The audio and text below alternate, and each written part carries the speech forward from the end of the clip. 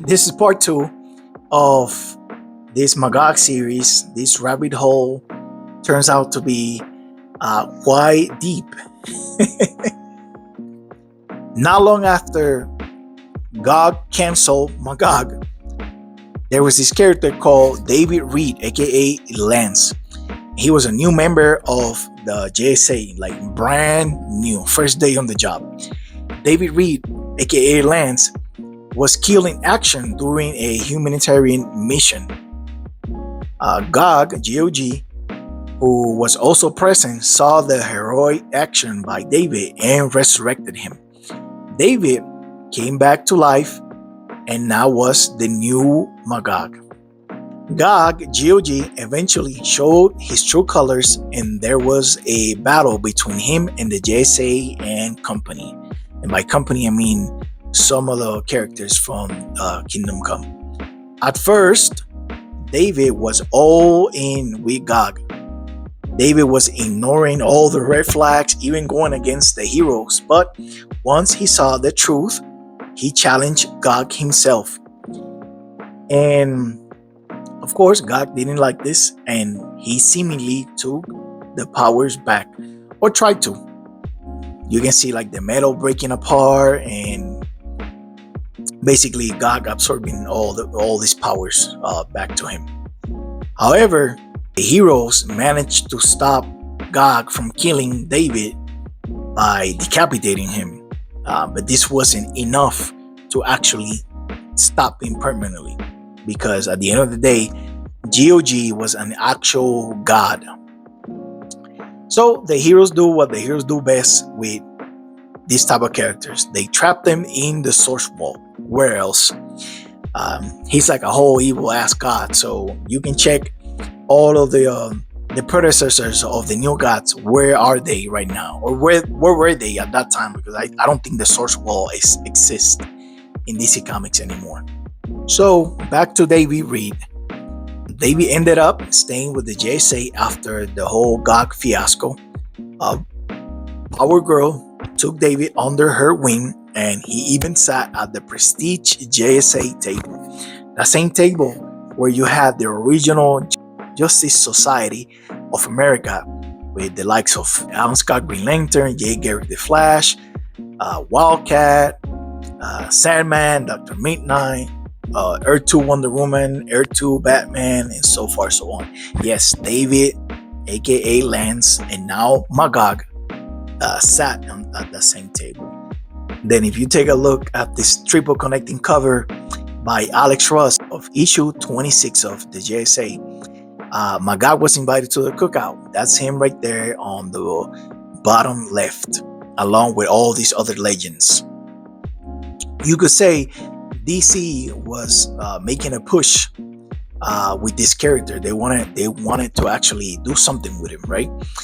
Unfortunately, David's military background clashed with the ideologies from some of the leaders in the JSA. And when I say clash, I mean that literally.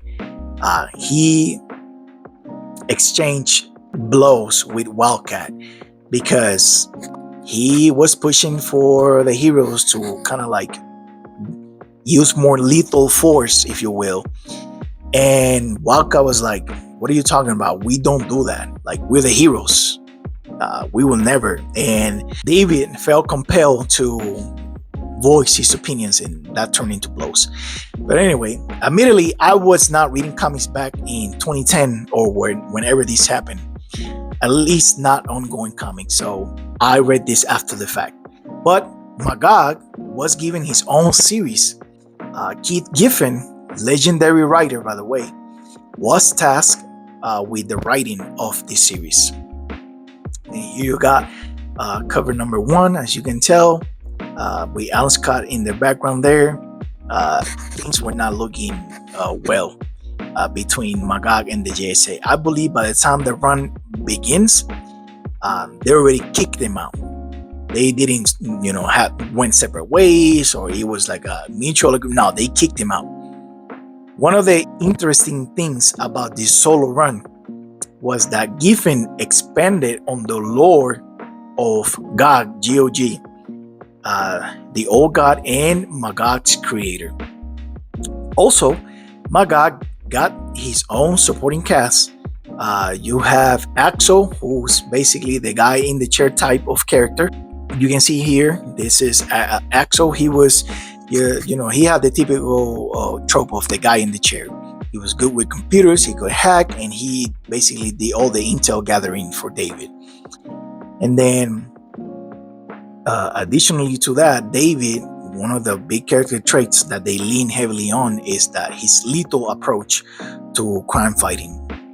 As you can see here, I believe this is like the splash page of this first issue.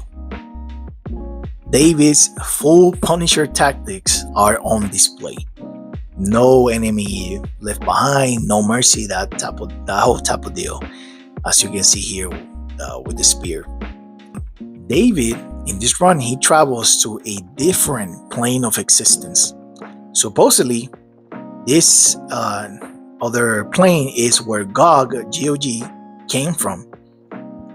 David meets his supposed aunt, the Baroness, aka the 33rd born sister blighted of Albion. That's kind of like her whole title. She's supposed to be like royalty. G-O-G is part of this family, and they are aware of David being Magog. Apparently, Magog is some sort of reincarnation of like one person. Like Gog has been making Magog for a long time, according to the Baroness. In David's case, the Magog reincarnation is incomplete. Maybe because Gog tried taking his powers away and failed. That much is not explained. Unfortunately, Giffen never finished the story, nor he cemented more concrete lore for Gog or Albion, this other plane of existence, and the 33 sisters of Gog. By issue number 10, Scott Kollins took over the entire creative of the series as writer and artist. The book took a new direction. It was supposed to be at least 5 more issues for the story that Kollins wanted to tell. But unfortunately, the book was canceled after issue 2, so I believe Kollins had about 2 or 3 issues to do his story in this run, but it got canceled. However, Kollins did get to write a conclusion to this story in the JSA special, but we didn't get to see Gog, Magog, or the Albion lore explored. It was more of a JSA Magog story. In the special, David almost lost all autonomy, so Kollins used the whole reincarnation thing that Giffen had set up by having God somehow trying to like return by taking over the body of David. Well, instead, David beat the influence of God out of him. When he woke up after that whole experience, he was in Albion with one of his aunts. David refused the offer by his aunt to conquer Albion and be like the kings and queens of the whole plane of existence, because he had unfinished business in Earth.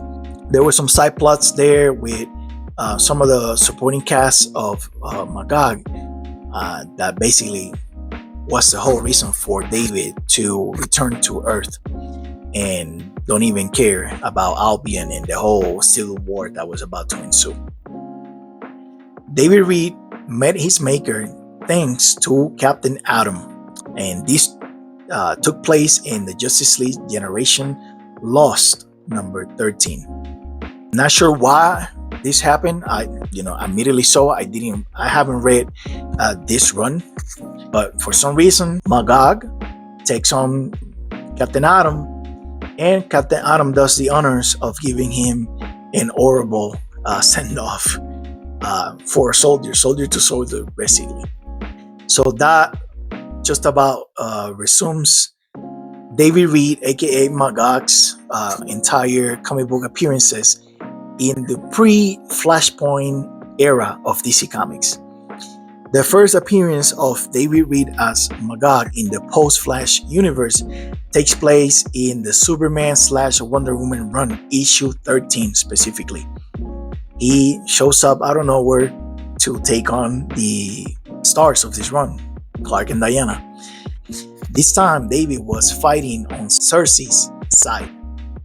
Also, he was just a kid without the powers of Magog, kind of like Billy Batson, right? Like he was a kid, and then when the powers kicked in, he turned into like full-grown adult Magog. I'm sure Cersei has something to do with that. Eventually, they defeated the bad guys, Magog included. Magog appearances during the post-Flashpoint era are very similar to this appearance he had in the Superman Wonder Woman title. He will show up whether alone or as part of some team and just wreak havoc, or he was just doing cameos. Let's go over some of the examples that I was able to find. During the Rebirth era, Magog pulled up on Supergirl along with the Fatal Five. The Fatal Five was Emerald Empress, Selena, Magog, Indigo, and Solomon Grundy. Not sure what this was about because I haven't read it, but there you have it. He showed up with a team. During a battle, Magog lost his helmet and he wound up being captured by Director Bones. Another appearance during the Rebirth era that Magog had was in the Nightwing run. This one was surprising to me. He was with another squad of baddies and was used more as the muscle type. He didn't really have a lot of lines. He was just there to like be big and strong. And he even scrapped with Nightwing. Last cameo Magog had in the Rebirth era was in the Batman Superman title. And it was just a flashback scene. Not sure if that is an actual flashback to something that happened and I missed, but there you have it. If I'm correct, these are the extent of Magog appearances during the Rebirth era. Nothing of significance was added or taken for the lore of Magog, Gog, no mention of the Albion Pantheon, nor the 33 Sisters of God.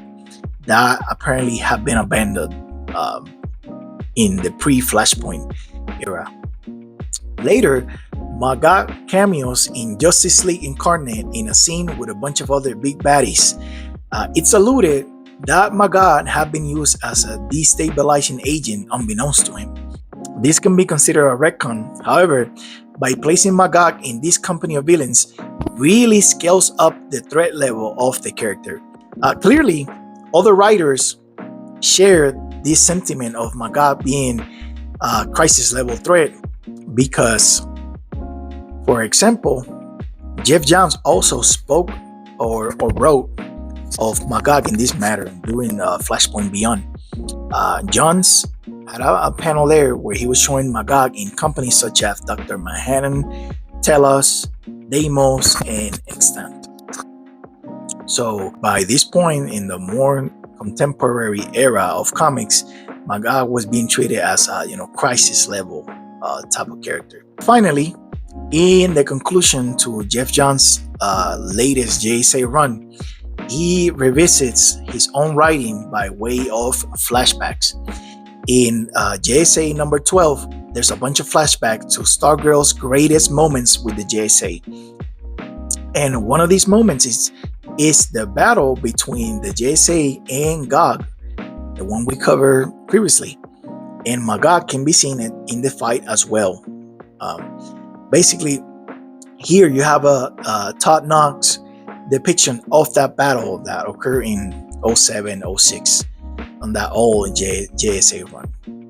Okay, so more or less, this is the extent of David Reid, aka Lance, aka the second Magog. So to recap, David was a soldier. David joined the JSA as a Lance. David perished in the line of duty in a humanitarian mission. David was brought back to life by Gog as the new Magog. Gog, GOG, explained how he was the source for the mental of Magog. Gog, GOG, was imprisoned by the heroes in the Source Wall.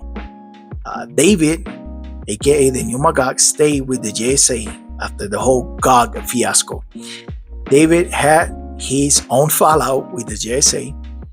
and David, aka Magog, got his own solo run where Giffen tried to expand the lore of the character. Then, after the Flashpoint happened, Magog was delegated to a background / cameo role. Nothing expanded, nothing retcon, nothing taken away. So this is gonna be the stopping point. Not expecting this second part to be this long, but you know, there's some cool stuff here that I wanted to cover. The next episode is gonna be the last one, and it's gonna be catching everything up to who currently Magog is. And there's a major big new retcon for the character by an old writer of the character. So come back to watch episode 3. So with that being said, thank you for watching. You have a blessed day, and remember to read more comics.